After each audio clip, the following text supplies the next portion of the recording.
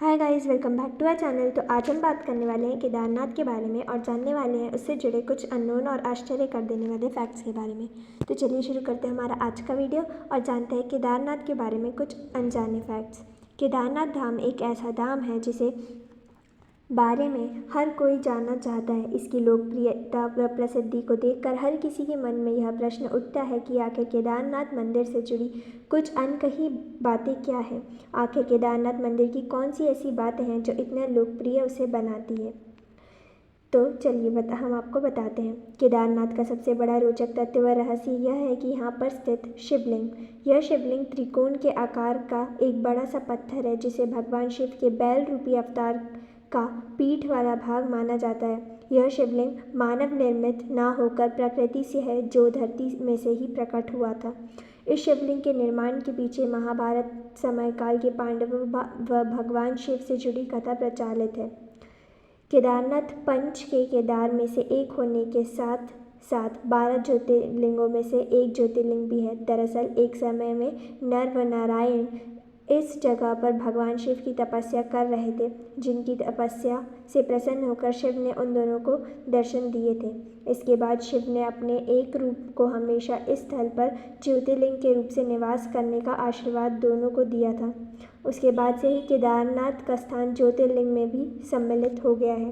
केदारनाथ मंदिर का निर्माण बड़े बड़े पत्थरों, चट्टानों, शिलाखंडों से किया गया है। इन शिलाखंडों को आपस में जोड़ने के लिए इंटरलॉकिंग तकनीक को अपनाया गया है, जिनमें कहीं भी सीमेंट इत्यादि का प्रयोग नहीं किया गया है।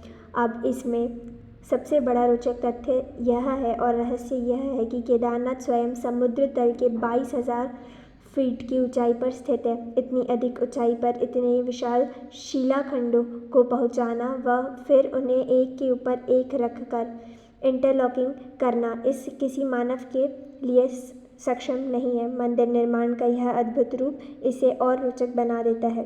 केदारनाथ मंदिर भक्तों के लिए केवल 6 माह तक ही खुला रहता है। मई के अक्षय तृतीया के दिन इसे खोला जाता है व दीपावली के अगले दिन गोवर्धन पूजा के दिन इसे बंद किया जाता है। उसके बाद मंदिर के कपट 6 महीने तक बंद रहते हैं व भगवान शिव के प्रतीकात्मक स्वरूप के नीचे ऊखीमठ में स्थापित कर दिया जाता है। ऐसा इसलिए किया जाता है क्योंकि उस समय यहाँ भीषण बर्फबारी होती है। इस कारण वहाँ से स्थानीय नागरिक, दुकान वाले, प्रशासन के अधिकारी व अन्य लोग वहाँ से नीचे रहने लग जाते हैं। इस दौरान केदारनाथ धाम जाने के सभी मार्ग बंद हो जाते हैं व स्थल पूरी तरह से सुनसान रहता है। केदारनाथ के मुख्य मंदिर में आधा किलोमीटर से भी कम दूरी पर एक मंदिर है जिसका नाम है श्री भैरवनाथ मंदिर। भैरवनाथ को इस क्षेत्र के क्षेत्रपाल कहा जाता है, जिनके द्वारा केदारनाथ मंदिर व इसके आसपास वाले स्थलों की सुरक्षा की जाती है। जो कोई भी केदारनाथ की यात्रा पर जाता है उसका भैरव मंदिर में दर्शन करना आवश्यक होता है, अन्यथा केदारनाथ की यात्रा पूर्ण नहीं मानी जाती है। सर्दियों को बाबा भैरवनाथ के द्वार ही केदारनाथ मंदिर की सुरक्षा व पूजा की जाती है।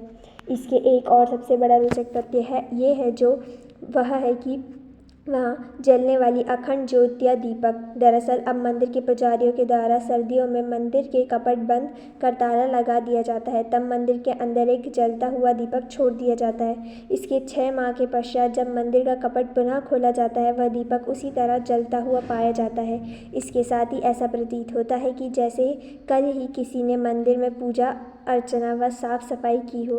2013 में आई भीषण त्रासदी के बाद जब मंदिर के कपाट 6 महीने बाद खोले गए थे, तब भी वहां अखंड ज्योत जल ही रही थी। वर्ष 2013 में केदारनाथ में आई प्रकृति आपदा के बारे में कौन नहीं जानता।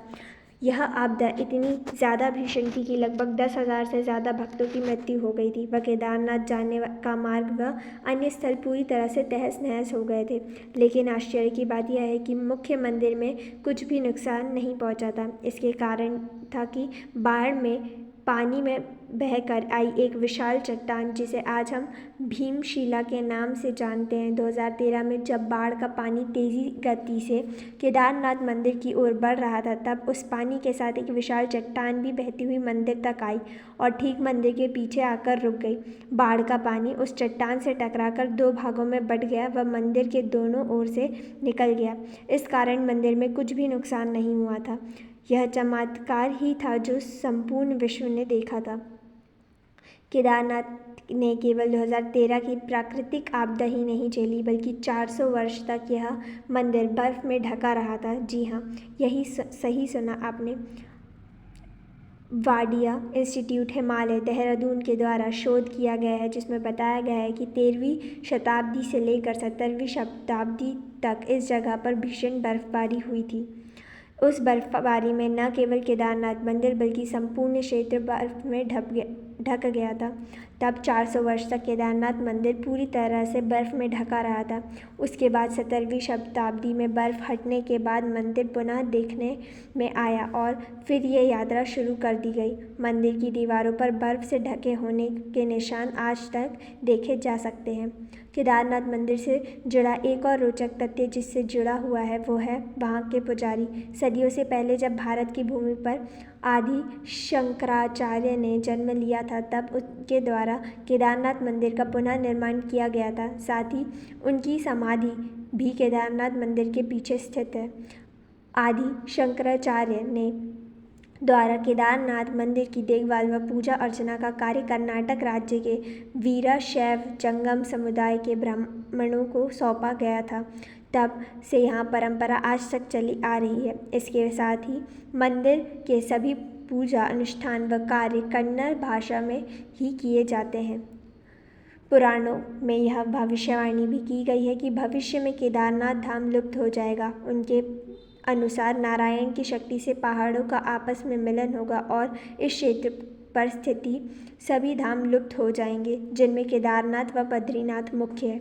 पहाड़ों के आपस में मिलने के इन धामों के मार्ग लुप्त हो जाएंगे व ये रहस्य बनकर रह जाएंगे। पुराणों में यह भी कहा गया है कि इसके बाद एक नया धाम बनेगा जिसे भविष्य बर्दी के नाम से जाना जाएगा। तो ये थे कुछ फैक्ट्स केदारनाथ मंदिर के बारे में। अगर आपको वीडियो अच्छा लगा हो तो वीडियो को लाइक एंड चैनल को सब्सक्राइब करना ना भूलें।